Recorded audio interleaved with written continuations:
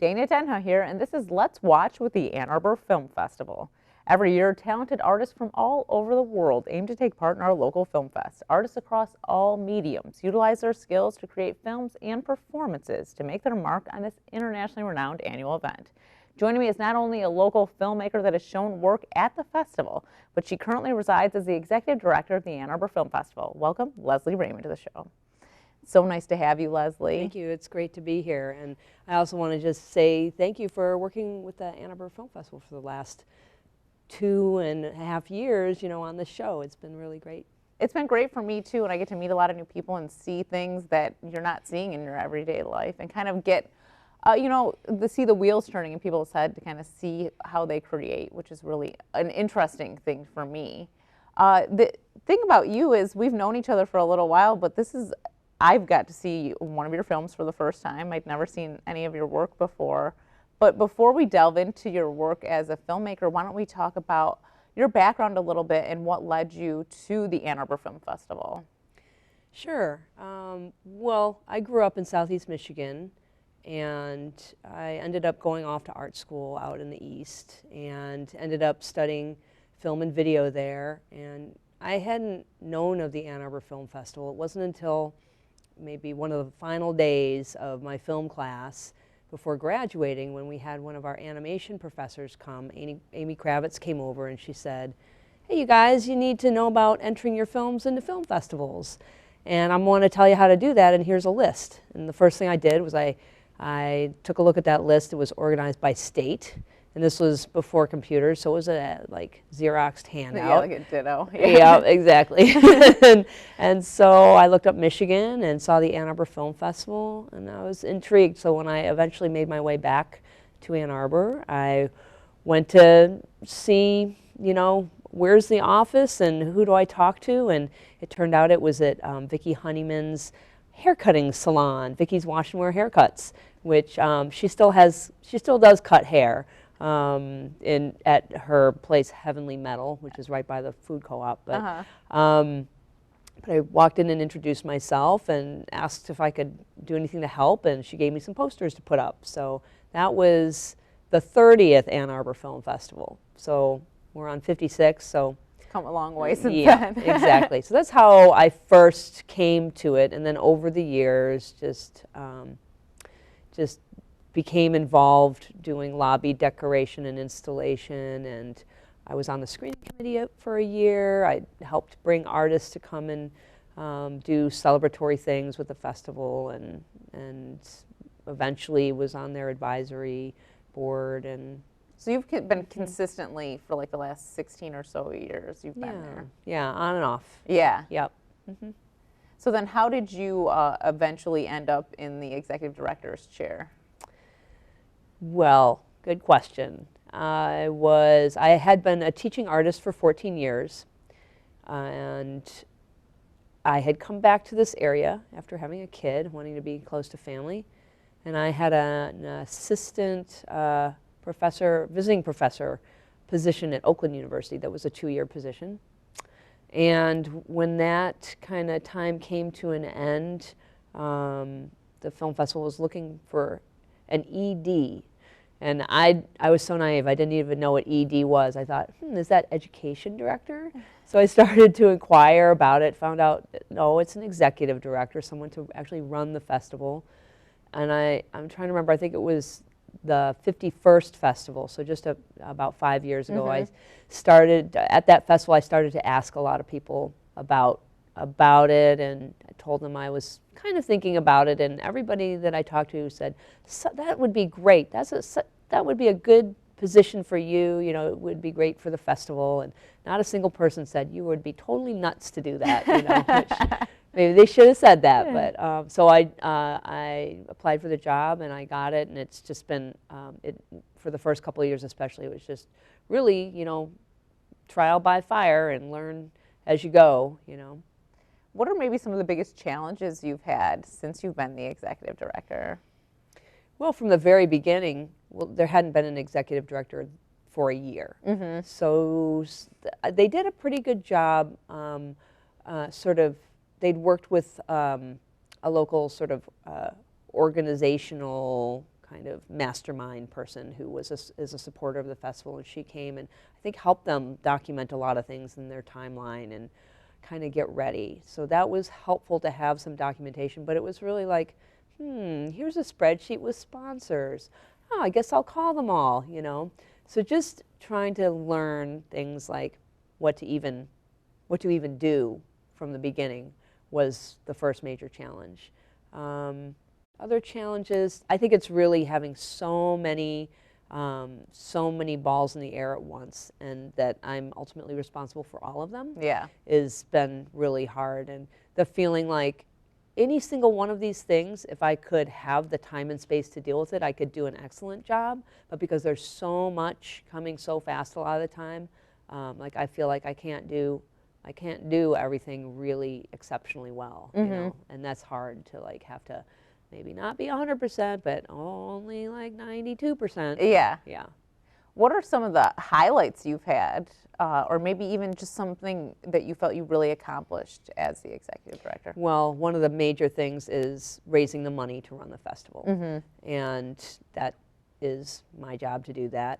And that's not something that I had a lot of experience with before.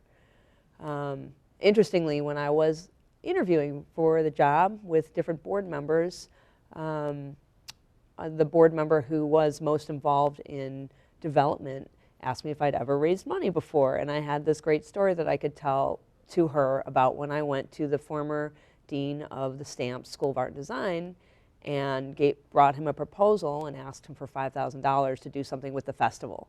And I think that helped me get the job. Well, why don't you tell us a little bit about maybe some teases about what we can see this year, maybe performances or things you're just excited about? Sure. One of the big things is that we're going to have a filmmaker named Yvonne Rainer as one of our very special guests. We are collaborating with the Stamp Speaker Series, so during the week of the festival, it coincides with the way that the Stamp School has done their public talk every Thursday. So we collaborate with them to find somebody that's a good fit for both of us. So they're bringing Yvonne Rainer to do that talk, and so we're able to show some other work of hers. So we're going to show a feature-length film called Privilege, which is about women in menopause and addressing that topic. But I think what's more interesting is that Yvonne Rainer was a dancer first before she was a filmmaker. She is one of the founders of the famous Judson Dance Company in New York that came out of probably like the 1960s. She was a part of that whole scene in New York City at that time when minimalism and pop art was really exploding. So her early films really especially looked at what she did with choreography and sort of took a lot of that language into film. So we've got another program of hers called 5 Easy Pieces, and it's a series of shorts that she had created initially to be projected with dance performances. At the beginning of that performance, without a film projection, we've got the University of Michigan, the Department of Dance has a freshman touring program, and they're going to be performing one of Yvonne Rainer's famous pieces called Chair Pillow on the main stage. So. And then we'll also show the week before the festival at University of Michigan Museum of Art, we'll show a documentary about her called Feelings or Facts that we actually had as a submission to the festival last year. It was a little outside of the range of what we would show during Festival Week, but we saw this as a great opportunity to help introduce people to the fact that she's going to be here and introduce people to who she is. So that's one major thing. We've also got a film called The Big House, which I think I'm hoping will have a lot of interest amongst our local Ann Arbor residents. It is about the Big House, the football stadium. It comes out of the University of Michigan Department of Screen Arts.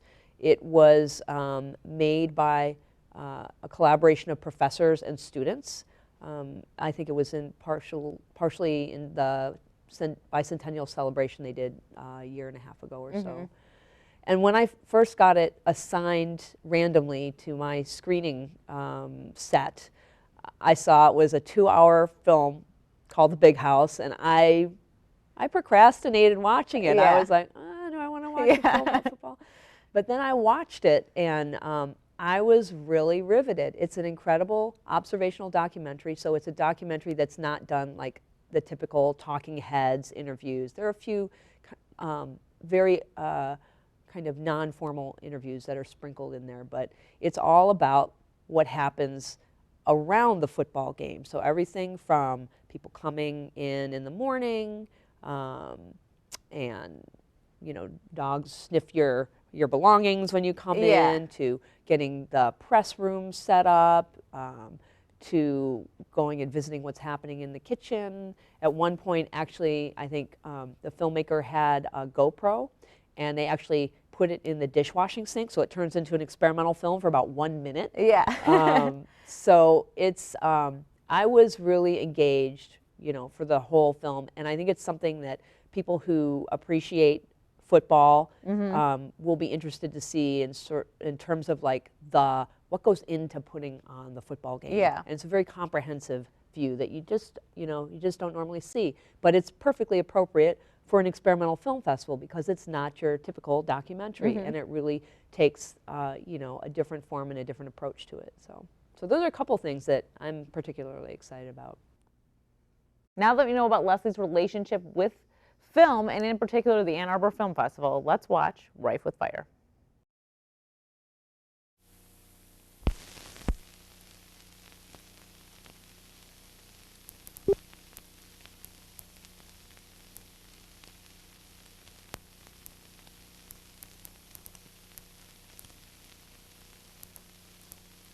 Some say the world will end in fire, will end in fire.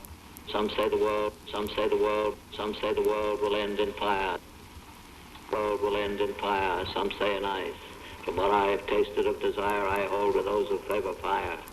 But if it had to perish twice, I think I know enough of hate to say that for destruction ice is also great and would suffice. My grandfather used to say that anything will burn if you get it hot enough. And fire, yeah, it's true. I mean, bricks, glass, city of St. Paul. It'll all burn very quickly too. But water will ultimately be the destructive force in the city, besides burning the road.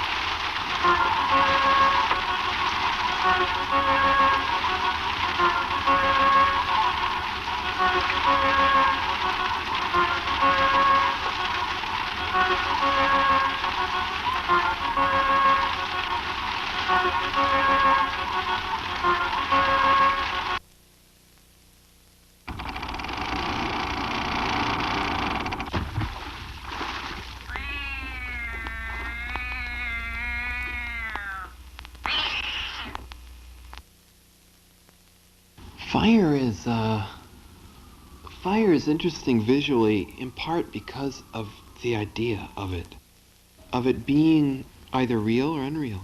It's sometimes possible to imagine fire as not real, as not of this earth, but imposing and having certain, you know, strength and force of will.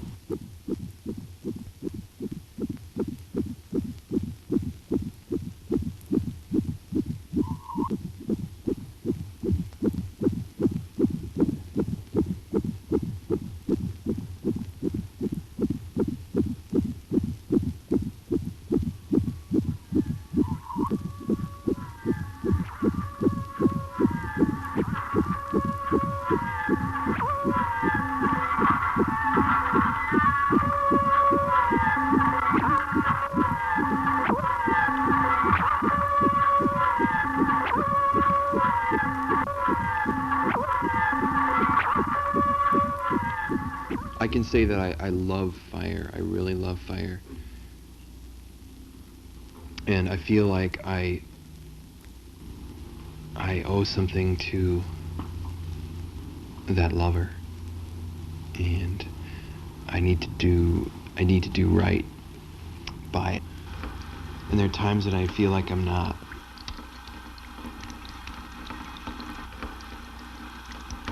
Never stop praising her physical charms. Tell her that her beauty is so dazzling it outshines the sun. If she appears in a transparent tunic, tell her that you hope she won't catch cold, but that she sets you on fire.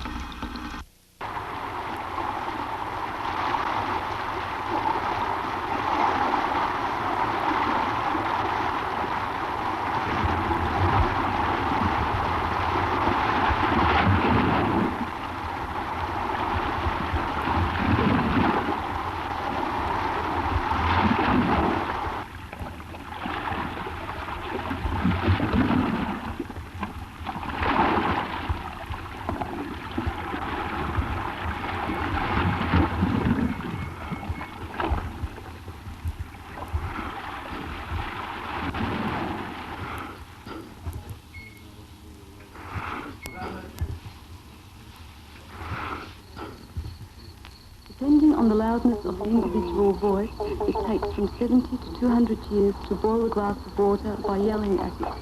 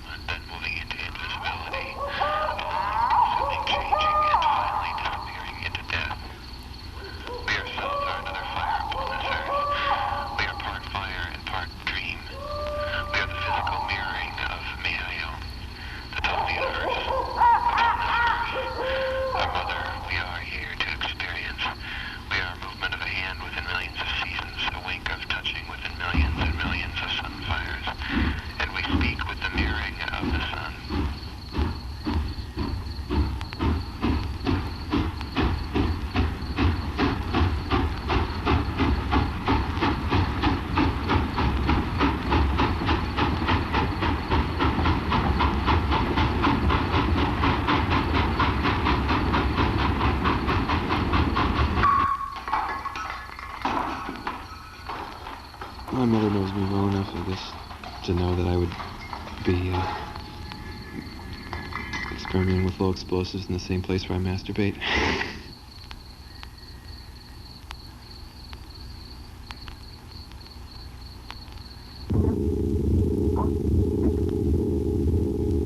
Fire isn't really performing, it's just doing what it does naturally.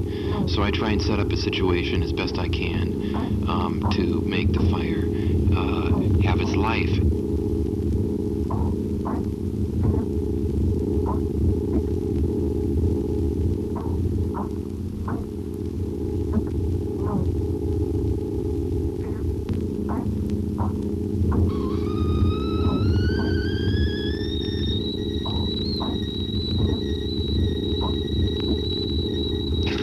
The circulation of the brain throughout the body. Circulation of blood through the brain. Yeah, that's right.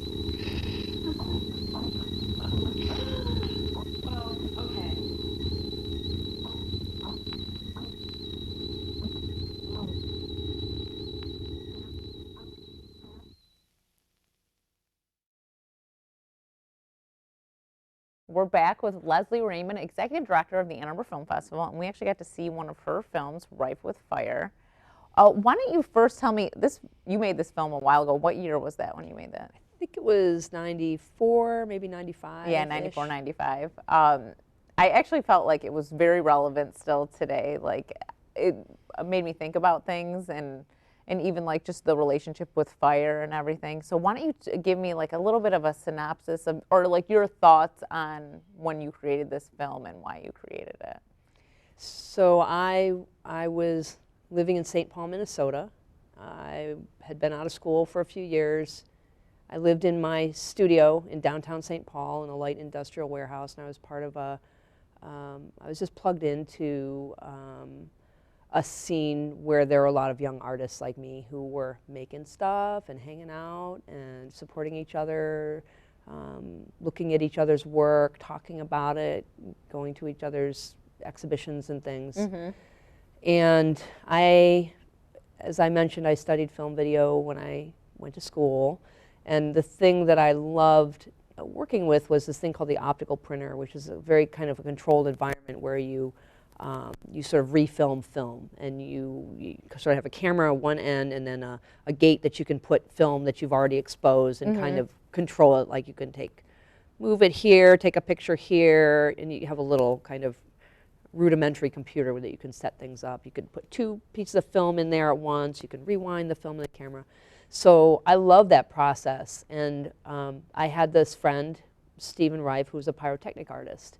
And the nature of fire just lent itself so well to film, and the whole the physicality of it, and that it's a strip of celluloid film that you expose to light, and it sort of sculpts your film strip, in a way. So I just started, because we'd hang out anyway. Yeah. He would go off and do these little experiments and things, and I just started documenting them with 16 and 8mm film. And one of the things I loved about the process is, like, you don't really know what you're going to get. You can you have to have the shutter all the way open because it's nighttime. Yeah. And something is going to come out because it's fire. It's a light source. So I was really prompted to make the film because I thought what he was doing was really incredible, and I wanted to, give it an extended life. So when you originally started filming with him, was it really just like it was almost just for fun, and then it kind of became a project? That's a good question. I can't really remember. Well, and it's funny because I was actually wondering about if it was hard to shoot the fighter because it was obviously really dark and stuff, but you didn't necessarily know what you were getting until it was in the can. Right. Like, I knew that there would be something. Yeah. But to what degree, I knew the flames would definitely, you'd be able to see that, but what degree anything around it would actually, how much of that would come out. Yeah. Was there any dangerous factors to shooting with him? Well, sometimes you never knew. I mean, mostly what he did wasn't so dangerous that you were, like, risking bodily harm, by being close to it. So, but sure, fire's kind of unpredictable. Yeah, and did he kind of open your eyes to the world of pyrotechnics and fire in general by making this with him, or you maybe already so because you were friends? Well, I think one of the cool things about the work that he was making was he would use just very low-grade materials like non-dairy creamer, or burning ping pong balls, or throwing burning wax into the fire, different things like that. So, which is, all of us as young artists were, struggling to make ends meet and also make our work. So it's just natural for artists to gravitate towards being creative, towards what means you can employ to make what you want to make. Do you still have a relationship with Stephen at this point, or? I haven't seen him in a while. I think I saw him at a mutual friend's wedding last Memorial Day. We have there's somebody who has a Memorial Day barbecue, so a lot of people will go back to Minneapolis, like, for that weekend and see each other. And one of our friends got married, so I got to see Stephen, for that. We haven't been too much in touch, but I was actually just wondering, because now I'm sure this is probably the first time you've watched this in quite a few years. I mean, you made it in the mid-90s, so I was wondering if you could go back, or today, if you and Stephen got together today, what would you make it the same way, or would you make some changes to it? If I were like how old I am now. Yes. Well, the interesting thing is, in this day and age, our technology is different. So to that process, celluloid film was, that was as big a part of the process as him working with fire. Yeah. Like, if I went and with a digital camera today, I think it would be a completely different thing. Yeah, because even to try to get the effect that you were creating would almost look manufactured at this point. Well, and there's something about you shoot the film and you don't know what you're getting. Yeah. You know, and so you have this waiting period about what's it going to look like when I get it back. When I did all of those sort of double exposures and things like that, and putting different things together and trying different filters and things, I mean, I'd have to send the film off and wait for it to come back. And now you just sit at your computer and you do all the stuff that's kind of happens right there in front of your eyes. Yeah, I mean, it's really happening in front of your eyes as you're shooting it. You're seeing everything right then and there. Exactly, and you can see what it's going to look like. So I don't know what kind of film I would have made. Yep. Yeah. Are you still currently making films, or? Well, I've definitely slowed down a lot because I have this other thing that takes up a lot of my time, which is the film festival. And then the other is having a child, you know, which does take a lot of time. I think one of the things that I have been doing lately, or over the last decade, say, or more, is decade and a half, collaborating with my husband on live cinema performance, which is taking the film and video and sound and having it, you know, like in a laptop, and doing live mixing for an audience. So there's a performative aspect, not like I'm standing up and performing, but I'm performing by integrating and editing in real time and things like that. So we've sort of squeaked one out every year. But, you know, the job that I have now is really, you know, demanding of my full bandwidth. So we're almost out of time, but I always end the show with why people should come check out the festival, and maybe you could give us a little more insight on how the festival's growing and changing with the times. I would say one of the reasons why to check out the film festival, I know there are a lot of people here in town who say, yeah, I know about it, I always mean to come, and you know, and I know there's a lot that's just going on, so it's hard to do it, but we are a 56-year-old cultural icon. We put Ann Arbor on the map all over the world. Filmmakers all over the world in avant-garde and experimental, in that realm in particular, when they say, I showed my film at Ann Arbor, everybody knows it's the Ann Arbor Film Festival.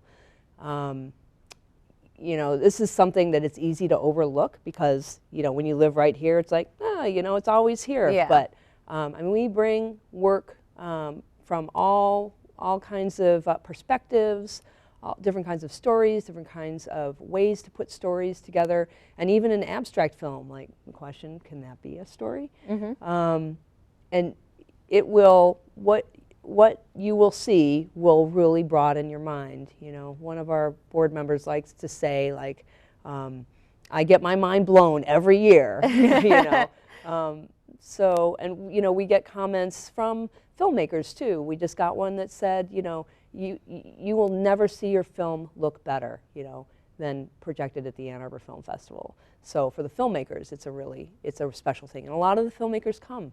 I think last year we had about 70 or 80 filmmakers, and it's a really great opportunity to meet those folks and interact with them. I've also heard a lot of people say that the opening night party, which will be Tuesday, March 20th this year, is the best party in town. So, you know, I just encourage people, especially those who have never come, make this your year to come. Well, thank you so much for coming on the show, Leslie. For more on this and other CTN series online, visit a2gov.org/watchctn. I'm Dana Denha for Let's Watch with the Ann Arbor Film Festival.